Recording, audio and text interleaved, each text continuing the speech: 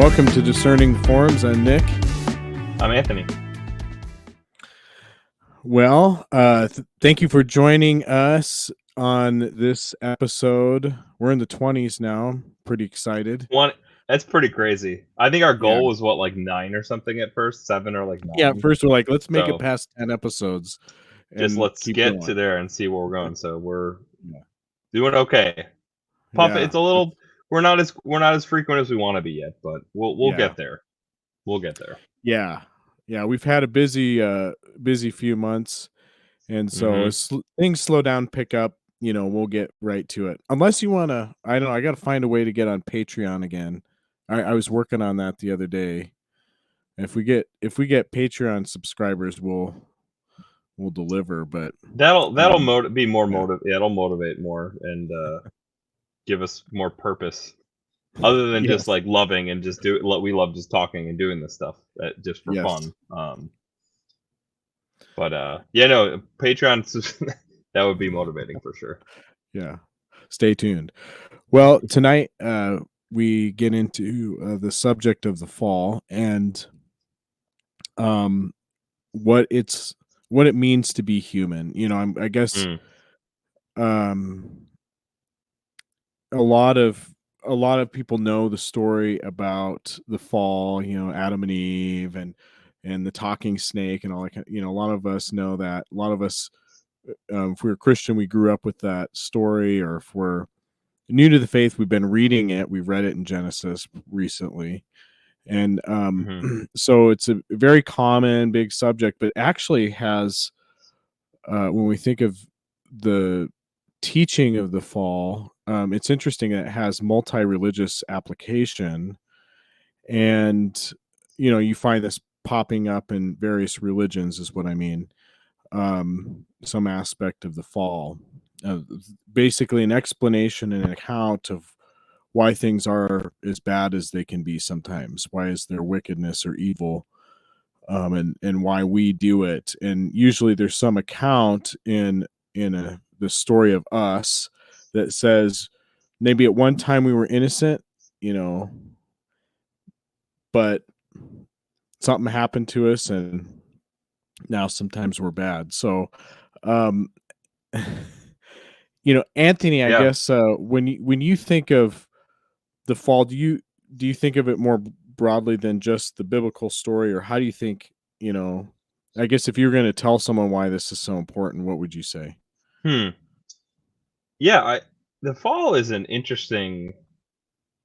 I think more people generally know about the Christian version. I mean, especially in the West, you're really going to get like, just because how much art and narrative and poetry has been sort of poured out over the narrative of the fall.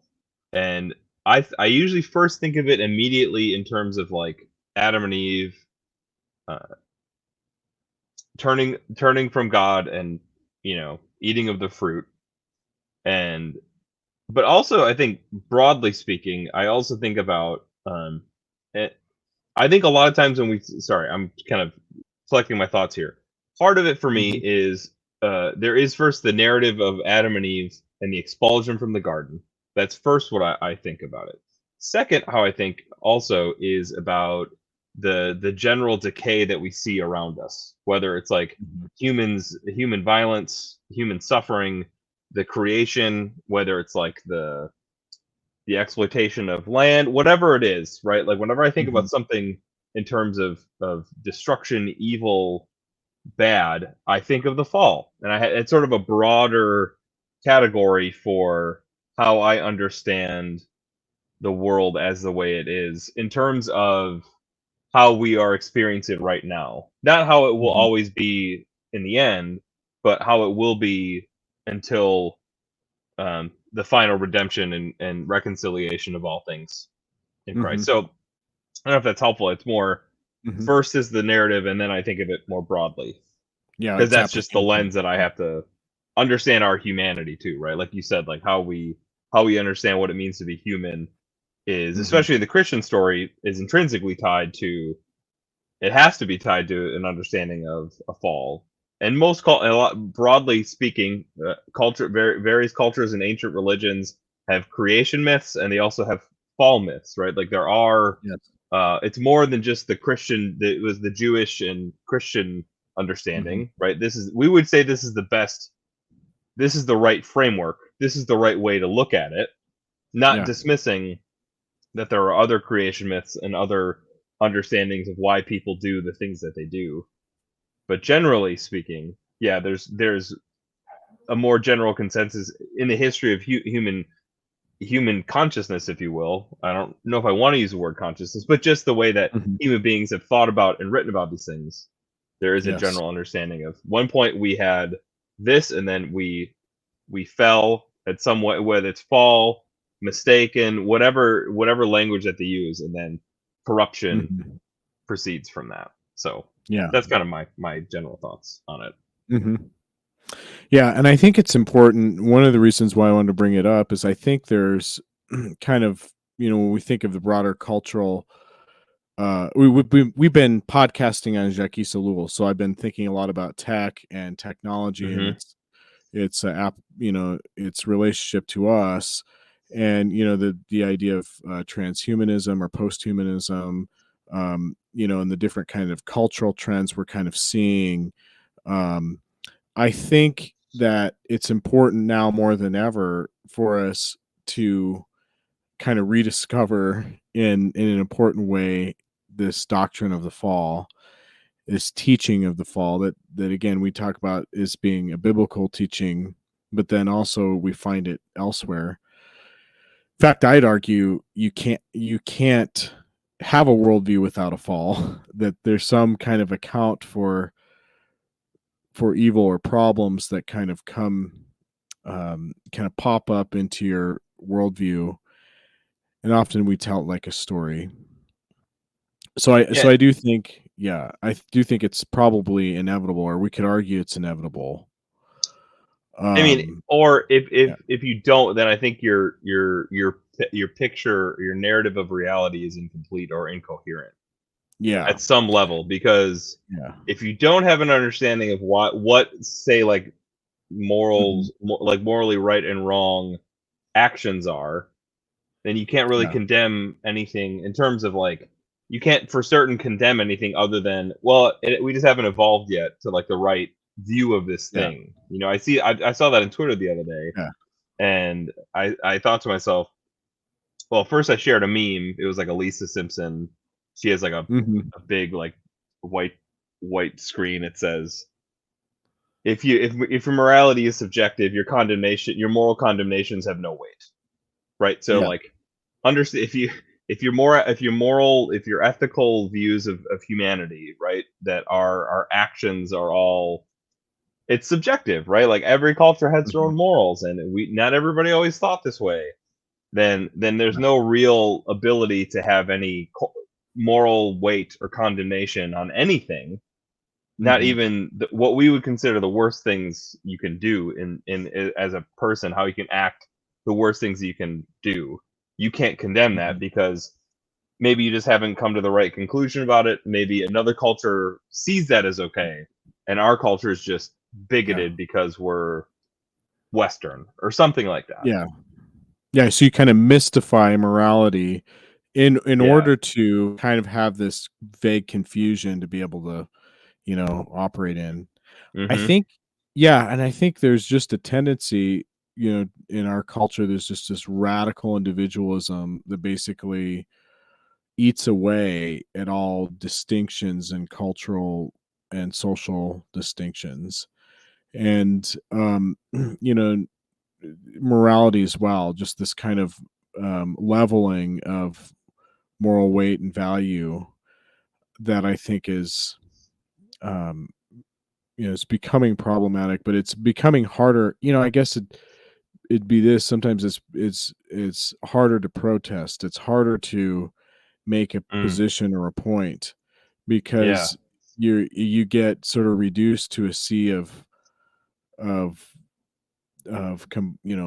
personal complaints. I don't- Right. Yeah, it's just preference. yeah, It's not preference. actually like it's not principle. It's not like anything that really matters that much. It's just your own Hmm. personal preference and your own whatever you enjoy or whatever you think is sort of right because it's how you think. It's not right in terms of like a broader transcendent way. We can use the word Yeah. transcendent, I mean, because Mhm. that it just doesn't have that. If it's just a Yeah. preferencing, if it's just an opinion thing, if nobody's actually right, if there's no ability to even hint at like a real truth that is broader than just context, you lose any Mhm. sense. Like you said, you sort of lose you sort of this disintegration starts to happen in our lives and in culture and in our relationships and in especially if I mean it starts in ourselves, right? Like it starts the decay and the say the fall happens is it from the heart, right? Like comes out Mhm. all the evils of men. But it's Yeah. not what goes in, right? Jesus says not what goes in, but what comes out. And Mhm. so if we allow, yeah, the sort of the disintegration of all things, like any sort of any difference, any real true difference, Yeah. which we Blur can that. think about, right? Like we can think about the debate between genders, right? Like Mhm. is there a real difference or is there no difference really? Is it all Mhm. just like socially constructed? Is it all due Mm. to patriarchal views of things? And Mhm. the same goes for morality. Once you start to disintegrate this stuff, things Mhm. start getting real wonky. So Mhm. without and this can maybe we could tie this into the broader conversation about the Mhm. fall and its necessity and its inescapability in your narrative because it Mhm. would explain what at first it gives you a framework. First you have to have creation, you have to have a specific like beginning before Set up some this, kind of right? You have to setting some of the kind of scene. Yeah. yeah, Yeah. you gotta like have this setup of like, okay, so humanity at one point was in communion with God, that we walked with God in the garden. Adam and Eve saw God face to face, and they didn't die. He wasn't a threat to them at that point. Mhm. And then the fall happens. They're deceived into choosing to eat of the knowledge of good and the fruit of the tree of the knowledge of good and evil. Which, Mhm. when you think about it, Satan's trying to like shortcut their Yeah. way into understanding this, right? He's like trying to give them a Yeah. shortcut to knowledge, Prematurely. and that's yeah, like a premature shortcut. Mhm. C.S. Lewis in Paralandra it like does this he sketches this out incredibly well for the lady, and she Mm. doesn't want to go on the solid ground or whatever it is in Paralandra that it's all like watery and moving constantly um Mhm. and she wants to learn is through like conversation. She doesn't want to learn like in the cutted way. There's a trust that has to be built before you can know somebody, right? Um, Mhm. and so what brings the fall is this distrust in God's original like orientation for them. That He would commune with them, they would learn together, they would grow, and they would work in the garden. Then the shortcut comes, and then we're kicked out. But then death is brought into the death. First of all, is brought in, and then it's also becomes a curse. Yes. Mhm. Um, and so, without this understanding, to go back to the sort of disintegration that happens, this disbelief and difference, um, that there is no we the idea of there's no fall. If you have no fall in your worldview, and Mhm. you can't be deceived, essentially, right? There isn't Interesting. like there isn't something humanity hasn't decayed. There isn't like a sense of real overall whether it's like wrongness or even human action is only just evolving at Mhm. that point, right? Like we haven't quite come to an understanding of our fullest potential. This is where we get like enlightenment, meta narratives, and all sorts of stuff. But Mhm. yeah, so that's I guess uh, uh, kind of what I'm thinking about in terms of the disillusion. If you don't have a Yeah. fall, then everything kind of, which is an interesting way of thinking about. Like some people outright like reject the fall, right? Like that there is no Yeah. original sin. That's actually like wrong theologically because then that makes people criminals and babies go to Yeah. hell right away. And there's all these like really weird views of hell. I mean, I think there's been Mhm. some pretty bad views of original sin in the fall. Like I think there's been really Mhm. bad work done on this theologically. Mhm. But I usually adhere to some form of original sin and a fall.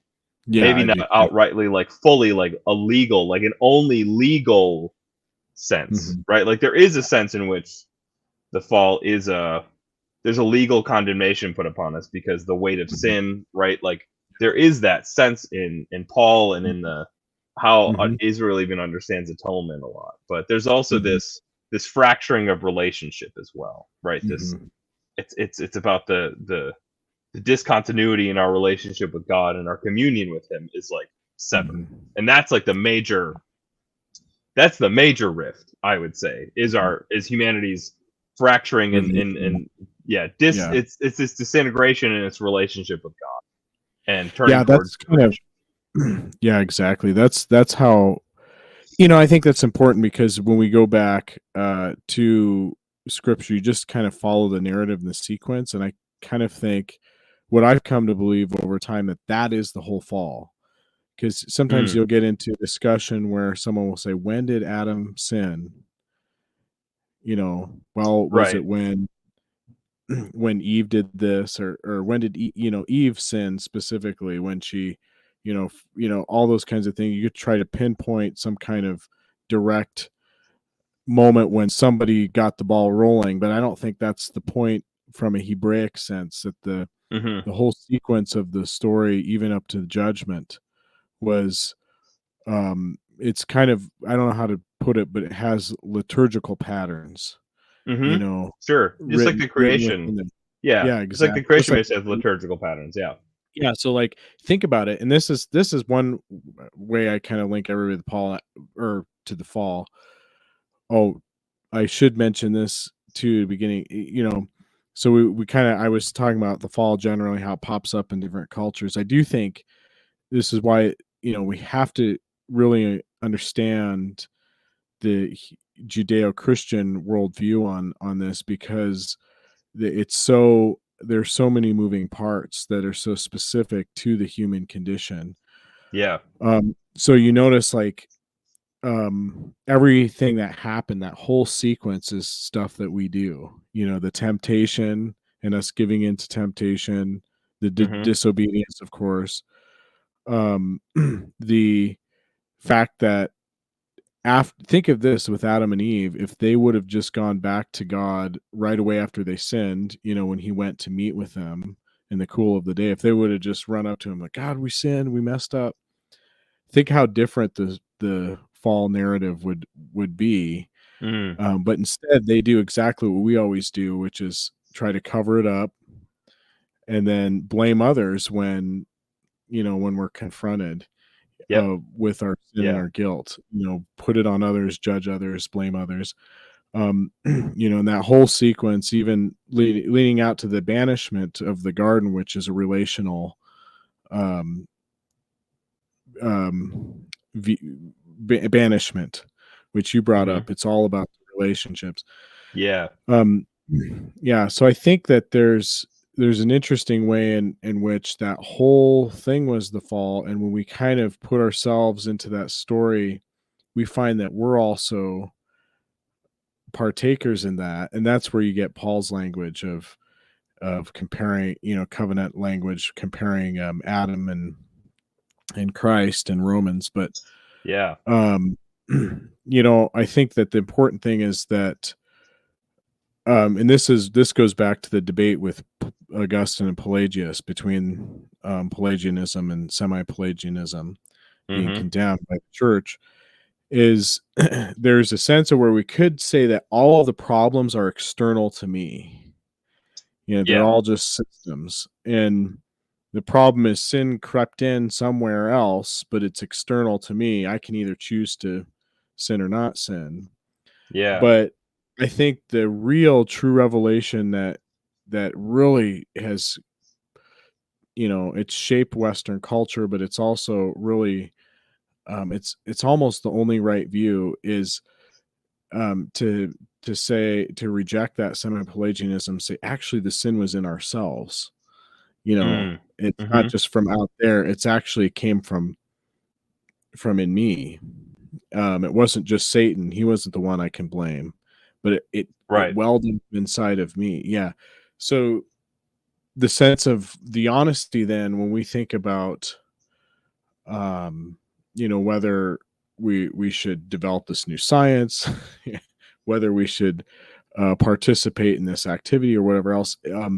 Oftentimes, we have to remember that those the things that we have, whether they're the technologies we use or the whatever we have, can be used for evil or good. Us, our own culture, our own actions can be either evil or good, Mhm. and because the problem is with ourselves. Yeah. And I think yeah. No, I think you're right. I think there is a way in which I mean, that's kind of I mean, at the end of the day, sin is sort of this, like, this hyper inward focus. It's like hyper idolatry, right? It's this self-orienting it's an inward obsession where true living and say take the view of Paul with like how he puts the first Adam and Jesus as the second Adam, right? And how Jesus's Mhm, life is opened up to the Father and opens us up to the Father, whereas like Adam's life, mhm. he went Close inward, right? enough. Yeah, he Yeah. closed it up, he closed off, whereas is Jesus, I'm not going to do a cross like thing, but like that's true, Yeah. right? Like he opens his arms in a way where he Yeah.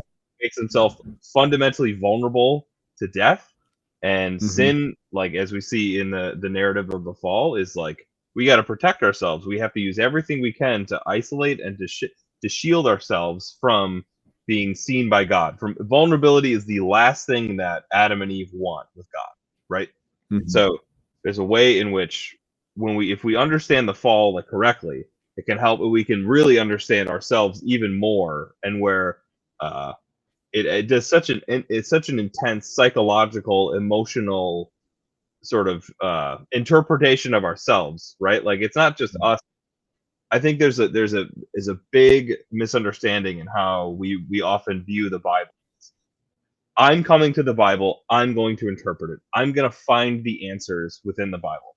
But what Mm, actually ends up happening is that the Bible begins to judge us, right? Like the Bible interprets us, and we start to see ourselves in its way, in its light, and we cannot stand up to its weight.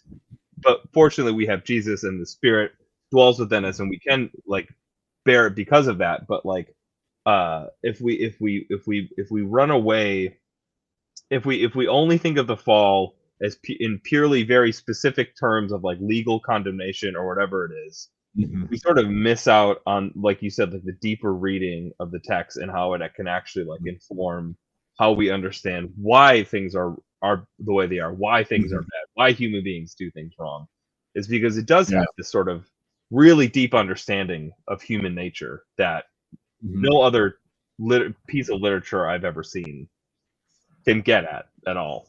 mhm. So Yeah. Sorry, my son is, making ruckus over in the door, so you're good. I can't hear it. So I got he's distracted. Okay. good. Yeah. Just making sure it's not like a So dog bark in the background or something. so so without this fault, like so going back to our original contention about without a fall narrative, you can't understand humanity in its fullness. Yeah. And it's where Mhm, this sort of fall narrative can really help to understand like there is actually original difference in things mhm, and that like things aren't just dissolving.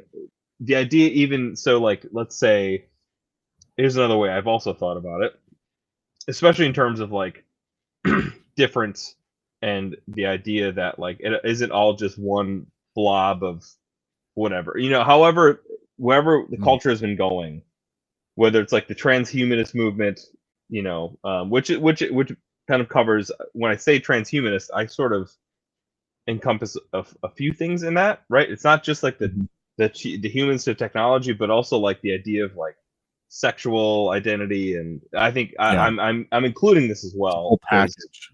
Yeah. yeah, it's all sort of doing a similar thing where they want to ritually transmute themselves into something that they weren't born to be, right? So Mhm, humanity's created in a certain way. haven't, we're embodied, we live in incarnational lives where we have like this flesh, and not just a flesh in the sense of like skin and bones, but also like a fleshliness that is of the world that Paul talks about, right? Mhm. And that we need to be transformed into the image of the Son. But that's not of our own doing, that's not of our own will. That's of the will of the Father and the Spirit. Whereas like the transhumanist movement centers itself as like we need to do this as humanity, and as we have the ability and the technology, and we can evolve and heighten our minds enough and be enlightened enough that we can transcend death through our own means. And Yeah. so um for that, so I don't know, I may be going off a little bit track here, but they for them, for the sort of modern enlightenment sort of meta narrative, their fall is religious thinking. Religious Yeah. thinking is the fall for to the modern man, right? So Mhm. It's and got I even soft turn. Yeah. yeah, that's what's actually holding us back from becoming Mhm. fully what we can be. Is that if we would just get rid of religion, if we just got religious of religious superstition, that humanity will fully develop into its fullness, and that we can finally transcend whatever we've been evolved to be so far. So it's an interesting way of, like you said, about like the inevitability of a fall in any Mhm. sort of narrative, maybe except for like maybe the even a Buddhist would have a sort of fall, right? Like you're not Mhm. in nirvana because you're worried about the passions, you're worried about reality, and that's like a fall of our thinking, right? We have to transcend Right. sort of our earthly. We have to Mhm. transcend to the oneness, which is nothingness of nirvana. Mhm. But like if we are tied to this stuff. Um, Mhm. where was I going? Oh, so uh, let me just finish my thought. I picked up my thought back up. So for the Mhm. transhumanist movement, redemption is found in humanity itself. That the fall is the onset of religious suspicion and this idea that God has created us in His image, and that we will go to heaven when we die. Whatever it is they want to dislike, we need to dispel that. And redemption is found in the transcendence of death through technology, through the transmutation. Uh, and I'm going to use kind of specific language here that I should probably caveat a little bit, but basically like a satanic view of Mhm. redemption.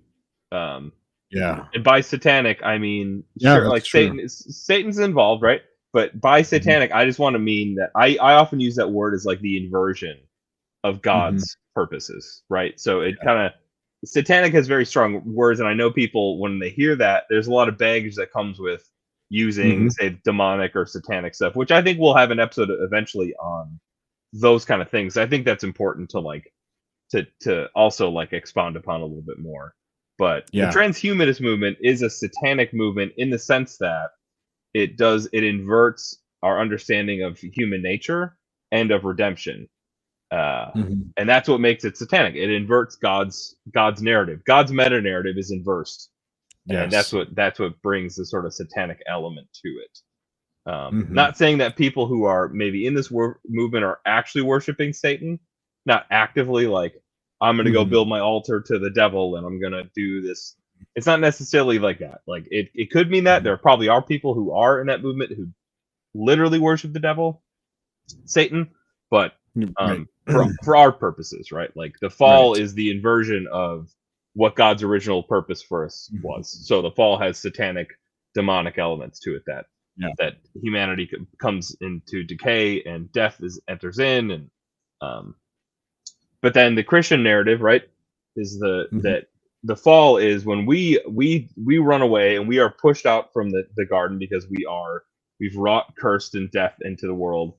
But God does not give up on us. Him and his love never gives up, and he does everything that he can to bring us back to himself. And through his son, he does this. And redemption is not on us in any way, shape, or form, but Mhm. it is God's action fully where redemption comes. So like the opposite of the transhumanist movement is the Christian narrative, the Mhm. Christian meta narrative. God, we transcend death because Jesus Christ defeated death and overcame Mhm. it, and we participate in his overcoming in the spirit. Mhm. If the God Yeah, is exactly. triune, yeah. If God's triune, Right. yeah. Yeah. Yeah, and I think so. I mean, so the point, that I think is so important is understanding this really can alter. I mean, this is why narrative is such a big deal. I mean, what we tell ourselves, how we see ourselves in Yeah. broader history and story and so forth, the heritage that we have, those kinds of things. That this issue of wanting to, I guess, well, I guess the importance of the fall is just it affects that narrative and then how you see evil and then your place Mhm. to overcome it. So yeah, so important. Yeah, I also think about, um, the way that technology plays into that too. Because I think you said we're reading a lull. We're gonna probably cover chapter 2 in the next episode. Um, Mm-hmm. but I mean, this idea that technology is neutral or anything like that, because technology is human invention, right? So like, it's always sort of tainted with this. The fall is always a part of everything that we're interpreting. That we can't get Hmm. away from sort of the suspicions that we should have about whatever humans want to do, that is a broader idea of like solving problems or Hmm. overcoming something. That there's always this sort of taintedness to humanity. It doesn't mean that people can't do good, or that humanity can't come together and do good, but oftentimes, Hmm. especially in the biblical narrative, when humans come together, horrible things tend to happen, right? Whether it's Yeah. like the Tower of Babel, or like the Yeah. humans that come together to say like, we want Barabbas, not we don't want Jesus, we want Barabbas, and it's like, Mhm. you know, the whole like idea that democracy killed Jesus or something to that. Probably pretty Yeah. radical radical phrase, but I think about Yeah. that a lot too, in terms of like Mhm. how we should think about pol- politics, technology in general. I think Mhm. without a fall, you get really Yeah. swept up easily into hope of humanity or something like that.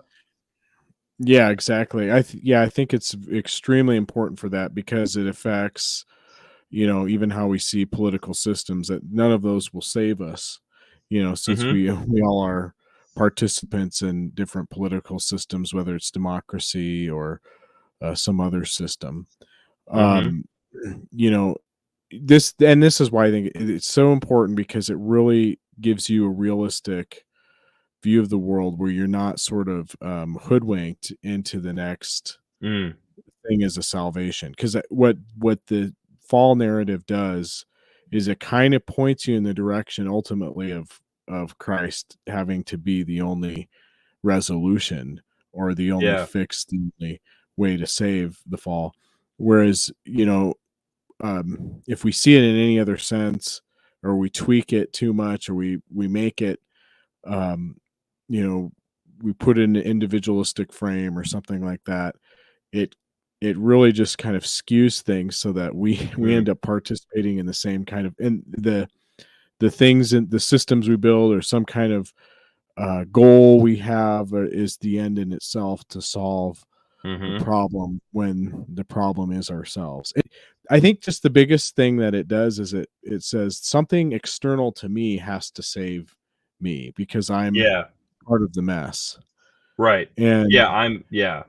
yeah, I was gonna I say. has to be God. Uh, Yeah. yeah. Yeah. I was gonna say.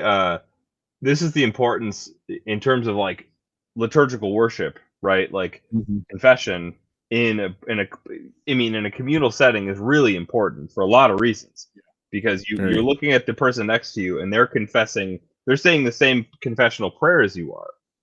So Mhm. whether or not like they're fully believing in it, whatever that means anyways.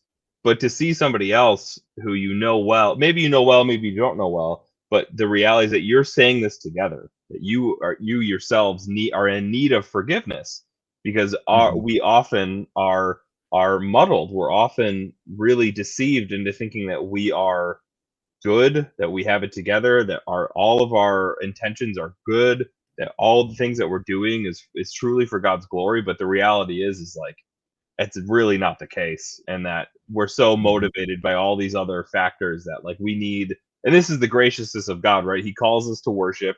It's his spirit that calls us, and then he calls us to confess our sins and to be forgiven, whether whether it's through like the pastor, which I think of like Yeah. the priest, the pastor Mhm.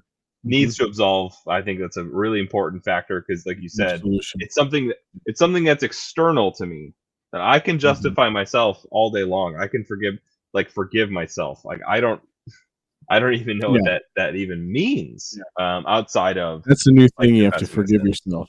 Yeah. Right. Yeah, exactly, right? Like you have to, which I think at some level I get that psychologically. I think it's Mhm. important that you do accept Right. forgiveness for yourself, right? Which is Yes. different than Yes. just forgiving yourself but not really reflecting on why you need to be forgiven, rather than Yeah, just like 'cause I need to move forgive on in my life, right? Like yeah, forgiving assumes there's arbitrarily. an offense. Yeah. Right. And why is Yeah. that offense there? What makes something to be an offense Mhm. is the question. And obviously it's like our the so here comes the fall, right? Like the fall comes in. It's like, oh, because I want to hurt my neighbor, right? That's the offense. Mhm. Like it's because of this decay that I participate in, whether it's like the original sin in Adam, and like Mhm. we sort of share this heritage of fallenness. And I mean, we could get into maybe deeper theological topics about that, which is a whole Mhm. probably a whole show in itself. Yeah. Understanding how We're kind of fallen humanity is, assuming and a broad sketch, like, not necessarily assuming some of the intricacies or nuances in the Christian, yeah, traditions, but mainly just kind of broad strokes.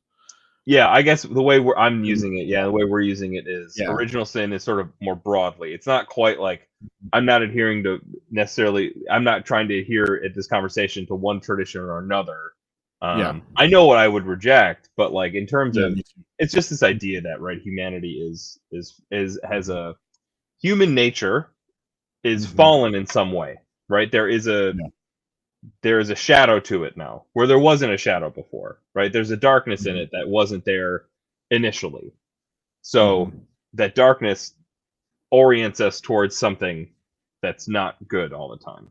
Not that humans are utterly evil, because God does not create evil, right? Evil is a privation of the good.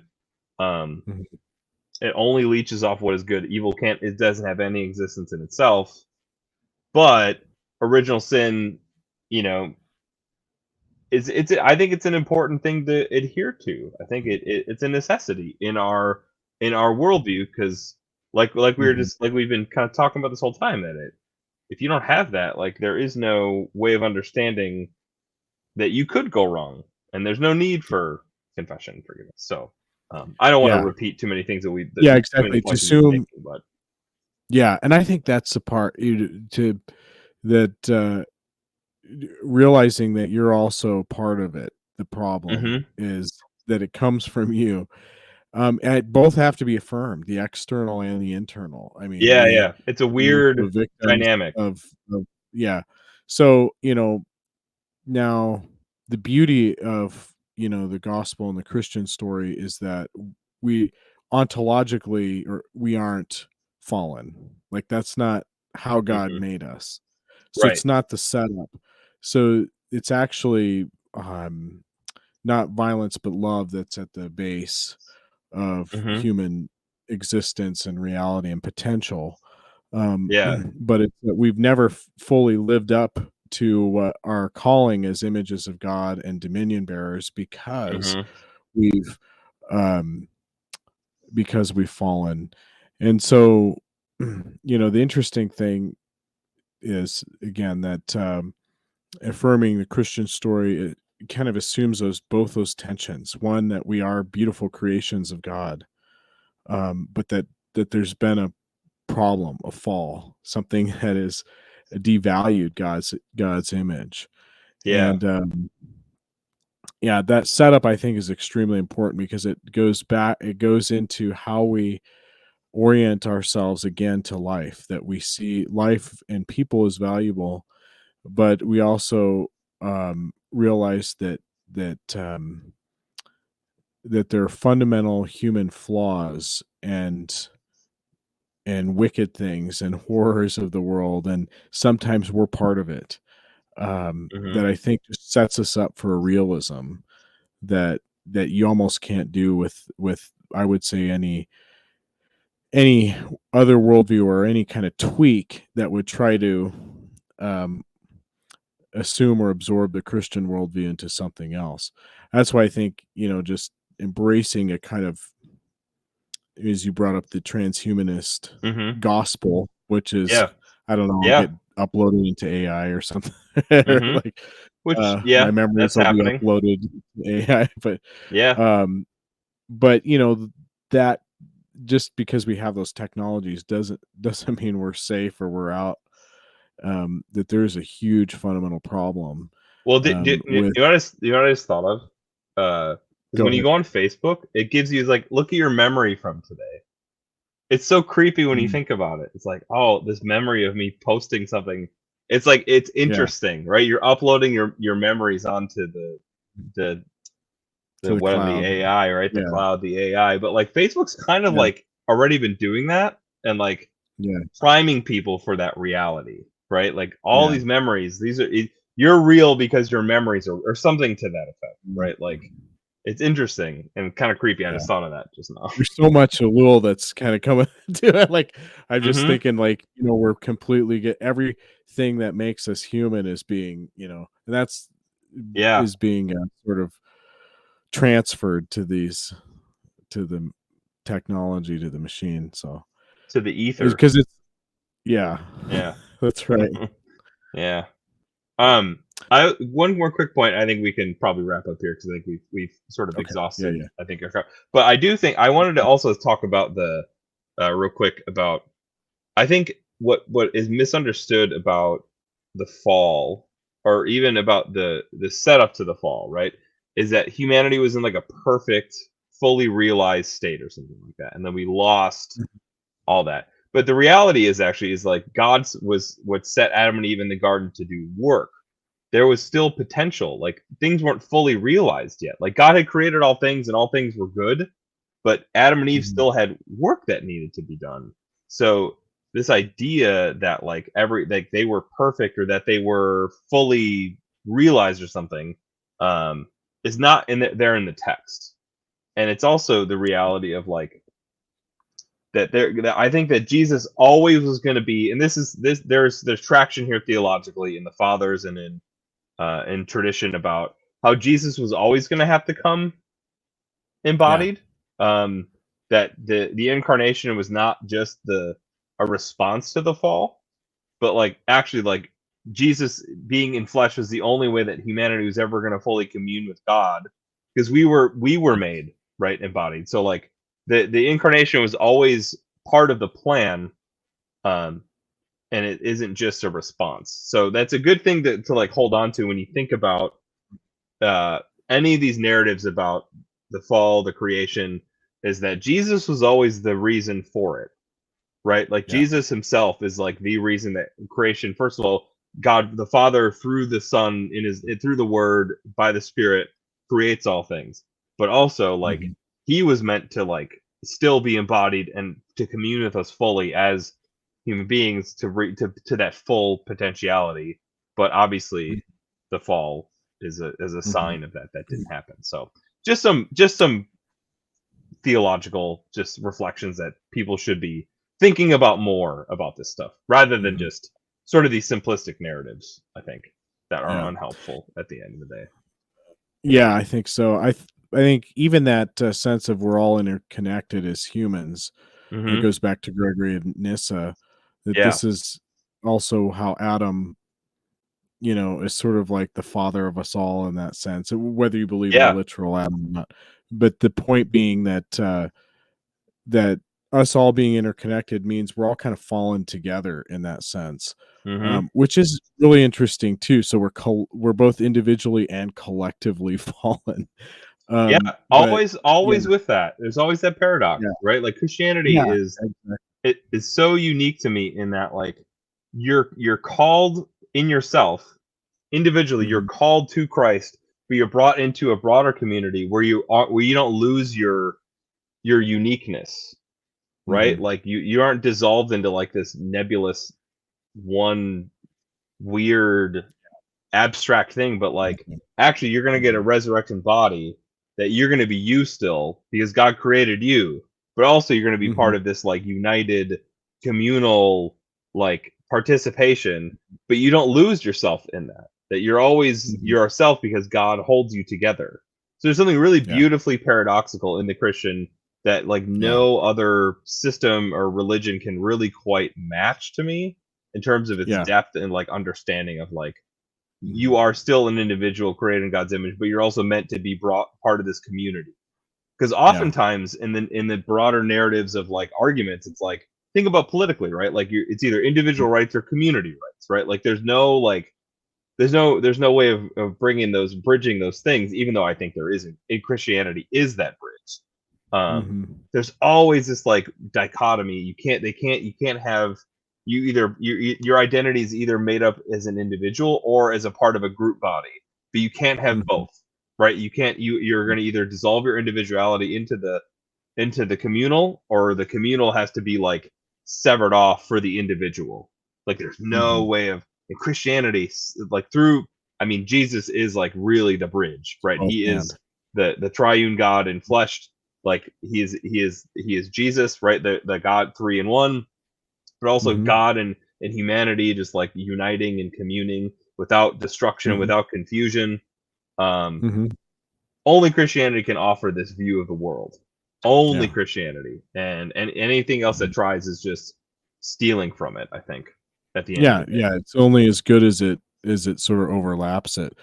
Yeah. I think yeah, another point that you talking about Christ as the elect in the end, Hmm. that no matter what, God would have been incarnate in Christ, as that was the whole point of humanity as an image Yeah. of God. Yes. Um, I I think another interesting point, I've just been reflecting, it's gonna sound funny, but today on Leibniz's multiple worlds, Mm-hmm. um, in Sure. in best possible world. And I think that what's fascinating is I like to invert the Christian story in this way that Christ would have been incarnate no matter what, and he could have been incarnate in the best possible scenario of Adam and the fall, where he doesn't Hmm. fall. God, Adam and Eve together obey God, and so the image of God Yeah. is obedient, and Christ eventually becomes incarnate to get rid of that snake in the garden or whatever they Hmm. got to do. Yeah, yeah, It's yeah. always going to be Sure. tension and enemy. Yeah. But in any story, so any good stories at least can have that. But here's the crazy thing, reality that we're in, where it's almost like no matter how low we've gone or how low we go, resurrection life can go deeper. Christ can go deeper, and that's Does go actually deeper. Yeah, it it's does like go the deeper. worst. Yeah, I wanna suggest maybe even it's the worst possible world in the sense that we make the worst Mm. mess, and Hmm. God, shows forth even greater. Not that we, as Paul says, sin more for God's grace to abound more, but I do think that Yeah. that's the case, that, Yeah. that we probably live in the worst possible world as far as a mess we can make. Mm. I like that. Some people might not like that, but I kind of You might love have that to get idea. Huh? Yeah, I said you have to kinda get it to know know it, but, Yeah, yeah. I um I mean, I think your point is like it suffering actually makes isn't a problem for you. Like, that's what I yeah, think. We made it about, pain, pleasure, and some kind of measurable, right. kind of thing. We made it about, suffering, pain, pleasure, but that's not the Christian or the gospel story. Suffering is not necessarily, bad. It depends what you're No. suffering It's yeah, for, suffering's not but inherently evil. consider it joy for Yeah. suffering. So that's where I kind of get the but I think it's just that the biggest mess we make, Yeah. it doesn't matter now. I mean, whatever kind of mess we're gonna make, Christ is Yeah. all in all. He Yes. he's the he died and he rose again, and so resurrection life is in it. So now however low we go, he goes deeper. He descends to the Mhm. depths of hell itself Yeah. and Right. resurrects Right. and so Yeah, you can't outrun God. No matter how far you go, you can't outrun him. Yeah. You know? Yeah. So Yeah. I guess you could put me on record for saying it's We maybe live in the maybe worst the worst possible world. possible. Yeah. It's quite a take. It's quite a take. Uh, But I'm well, into it. I like it. awesome. Well, anyways, we thank you for joining us, and if you've listened through this long, I felt like I was rambling, but I enjoyed the podcast and the conversation. Thank you, Anthony, and if if you have comment, question, shout out, please comment below, retweet, like, and Subscribe. we'll subscribe. Yeah, and we'll see you next time on Discerning Forms. Later.